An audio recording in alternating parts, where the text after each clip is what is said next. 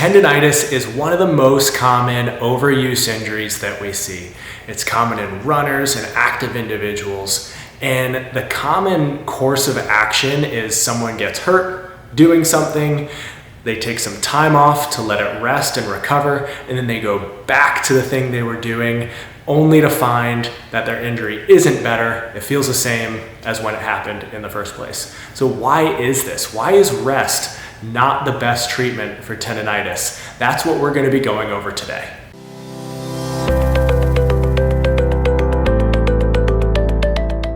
Hi, I'm Dr. Sankey, chiropractor and owner of TruMotion Therapy here in Charlotte, where we specialize in the conservative management of musculoskeletal pain and injuries. That's treatment without the use of drugs, surgery, or long-term treatment commitments. And we specialize in treating this tricky condition called tendinitis. So let's start off by defining what tendinitis is. So tendinitis is simply an injury to a tendon, and a tendon is what connects a muscle to a bone. Now, the term tendinitis has actually kind of fallen out of favor because itis implies inflammation, and there's really not a whole lot of inflammation present in the true injury. You'll get inflammation in the very acute phases like a day after the injury or after little flare-ups. But what's really going on is a weakening of the tendon. That is what is causing the issue. That's the true pathology. So we call it tendinosis or tendinopathy to better describe what's happening with that injury. So how does tendinopathy happen? Tendinopathy is an overuse injury. It's from doing too much too soon. We often see it with runners who are building up the mileage or the intensity in their running program. When they take big leaps in mileage or big leaps in pacing, we can see injuries at the tendon because the tissue is simply not prepared for the stress that we're putting on it. Tendons do not like drastic changes in activity. They need time to adapt to the stress that we're putting on it.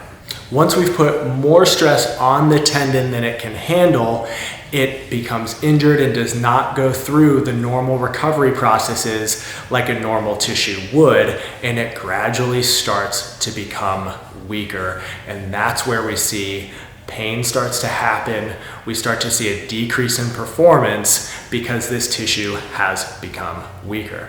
Now, to take care of it in the early phases, we may need to back off of training a little bit. We may need some relative rest in the early phases. But if that's all you do, you're doing nothing to address the root cause of the tendinopathy. You're doing nothing to address the weakening that has occurred within that tissue. So while you're taking that relative rest from activity, we need to be doing some targeted strength work for that tissue. If you've injured your Achilles, you've got Achilles tendinopathy, we want to start strengthening that Achilles. We want to prepare it for the activity that we ultimately want to be doing.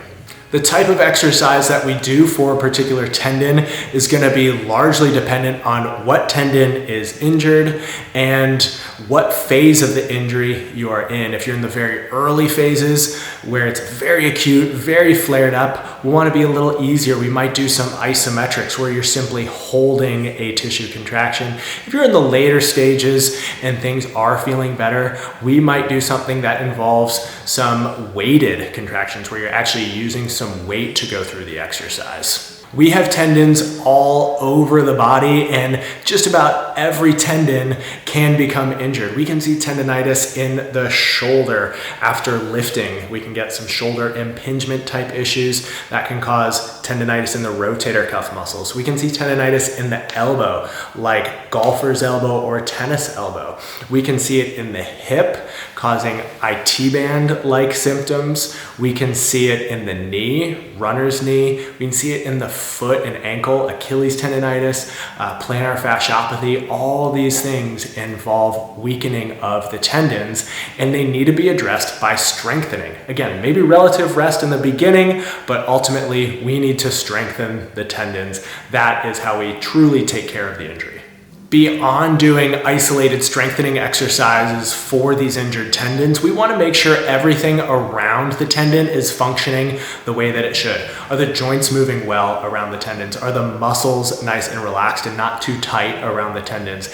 Is the system moving well as a whole? Do we need to address any biomechanical issues that could be leading to more stress being put on the tendon? So there's a lot that goes into this, and that is what we specialize in. So if you've been struggling with an injury that feels like tendinitis, we would be happy to help. Please visit us online at TruMotionTherapy.com to learn more or to schedule an appointment.